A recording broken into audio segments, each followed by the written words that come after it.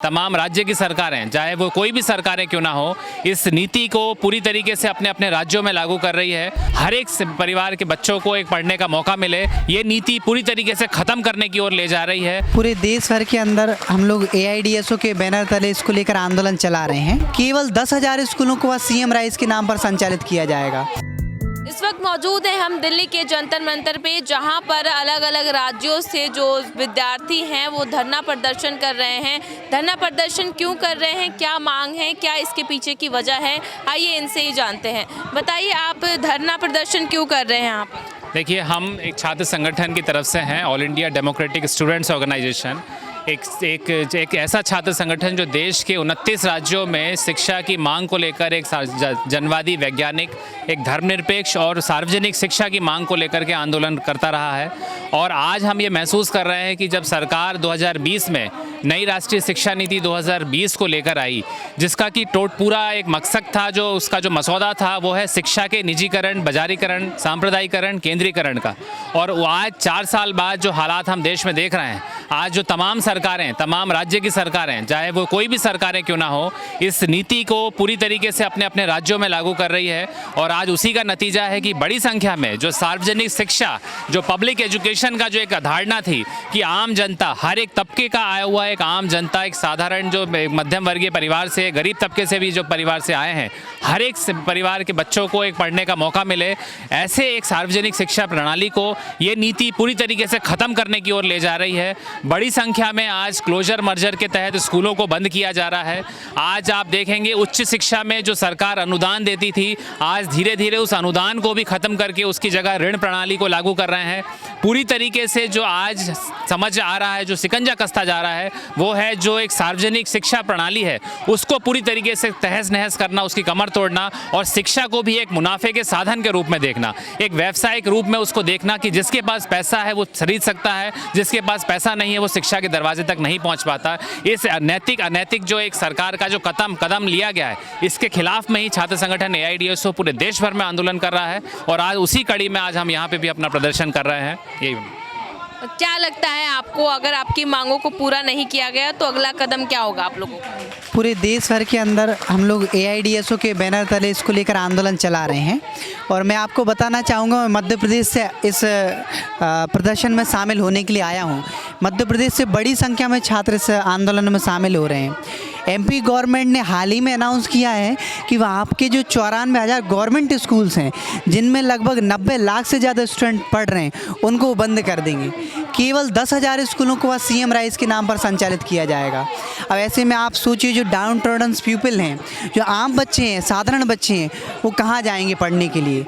10 kilometre के दायरे में एक स्कूल बनाया जा रहा है, 14-15 स्कूलों को बंद करके, और उसमें भी सीट लिमिटेशन है मात्र 3,000 स्टूडेंट्स। बाकी के 8-10 हज़ार बच्चों का, छात्रों का भविष्य पूरी तरीके से ये गवर्नमेंट बर्बाद कर रही है।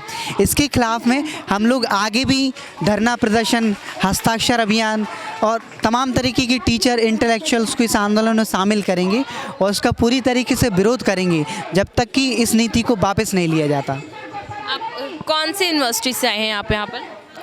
मैं स्कूल में पढ़ाती हूँ, मैं भी टीचर हूँ स्कूल में।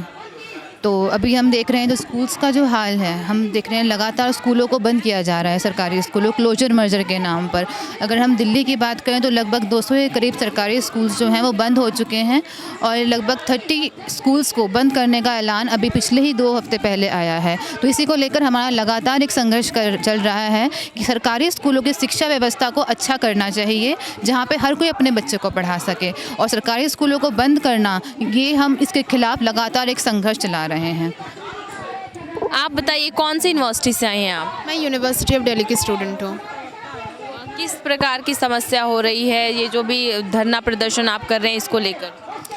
देखिए, अभी जो स्थिति हो गई है हायर एजुकेशन में भी, खास करके नेशनल एजुकेशन पॉलिसी जब 2020 में लागू की गई है, वहाँ पे एक पॉइंट जो है कि UGC जो ग्रांट देती है हमारे हायर इंस्टीट्यूशंस को, हायर एजुकेशन इंस्टीट्यूशंस को, उस ग्रांट को रिप्लेस किया जाएगा हैफा लोन के थ्रू, और इसी का इम्प्लीमेंटेशन ड्यू में भी किया जा रहा है।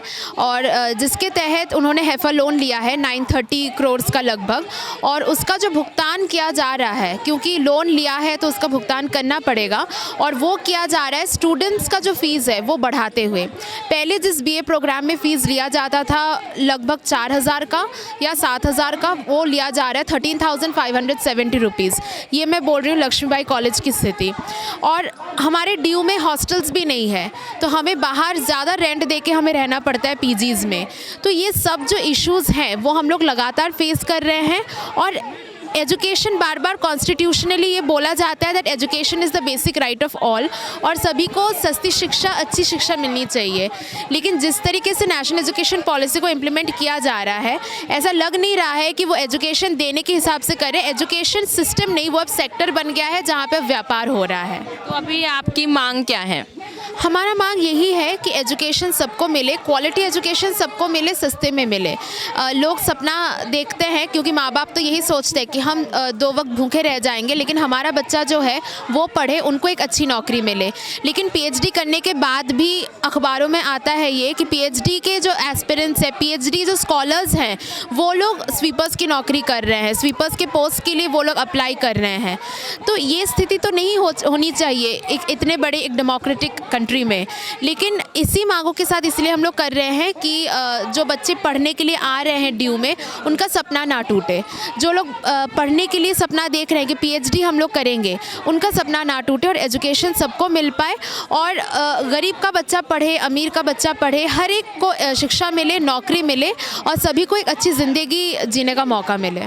तो ये हमारे साथ कुछ विद्यार्थी थे और साथ में टीचर्स भी थे, जिनकी कुछ मांगे हैं कि जो स्कूल है, सरकारी स्कूल है, उसको बढ़ावा दिया जाए, मर्ज ना किया जाए, और साथ में कम फीस में बच्चों की पूरी पढ़ाई कराई जाए। कैमरा पर्सन विकी के साथ मैं आंचल श्रीवास्तव, पंजाब केसरी, दिल्ली।